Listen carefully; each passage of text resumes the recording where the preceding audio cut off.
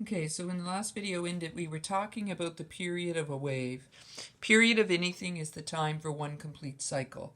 So the period of the wave is the time that's required for one full wave to pass a given point. So imagine that you're sitting in your kayak on Killarney Lake and it's a nice sunny day and you have your stopwatch in your hand and you sit there and you count 8 waves go by in 20 seconds. You can find the period. It will just be 20 seconds divided by 8. So it'll be 2.5 seconds. Notice the unit is seconds because period is just a time. Okay, the time for one complete cycle, all the way up and all the way back down. Okay, connected to the period, its cousin, is something known as the frequency. And you've heard this word before as well. Frequency is how often something happens, the number of cycles in a given period of time. Okay, where period was the time for one cycle, this is the number of cycles in a given amount of time.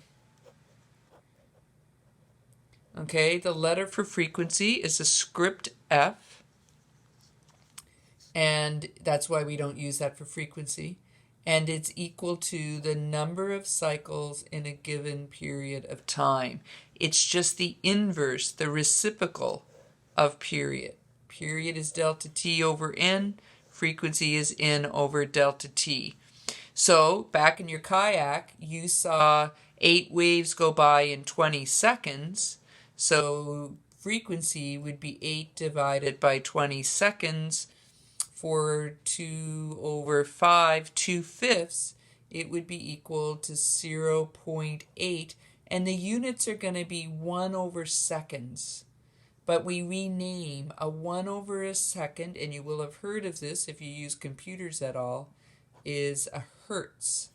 So frequency is measured in HERTZ, hertz. Its abbreviation is HZ, and it's simply equal to a 1 over a second. It's the frequency. Okay, so one of our equations is period is equal to delta t over n, and we also have F is equal to n over delta t. From that, you should be able to see that t equals 1 over F.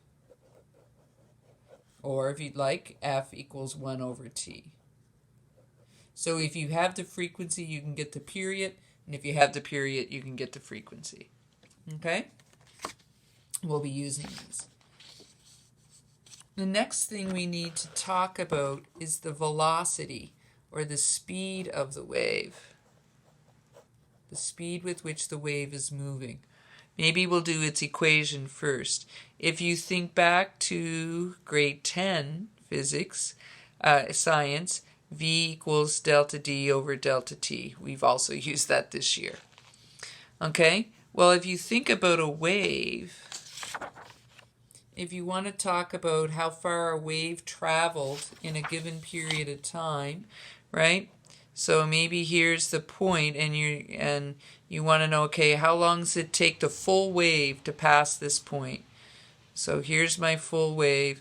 And you're timing how long it takes the full wave to pass this point, well, then the distance is simply the wavelength. So really, this is lambda, and the time for one full wave would be the period. Since period is equal to 1 over frequency, this is really lambda over 1 over F. Dividing by a fraction is like multiplying by its reciprocal, and so we get V equals F lambda. This is known as the universal wave equation. Universal wave equation. It does not matter what type of wave it is, sound wave, light wave, water wave, earthquake wave, V equals F lambda holds. Okay, but if we think about a wave then going through a medium, what is it that determines the velocity of a wave? The velocity of a wave is dependent not on its amplitude, not on the energy it's carrying. That goes back to me shouting loudly. It's dependent on the properties of the medium through which it is traveling, right? My sound wave will travel through air at a particular speed. As long as the temperature of that air doesn't change, my sound wave will travel through that air at the same speed every day. It's dependent on how closely together the molecules are packed. Remember, sound travels fastest in a solid, next fastest in a liquid, least well in a gas, not at all in a vacuum. Light is the opposite. Light travels fastest in a vacuum and least well in a solid.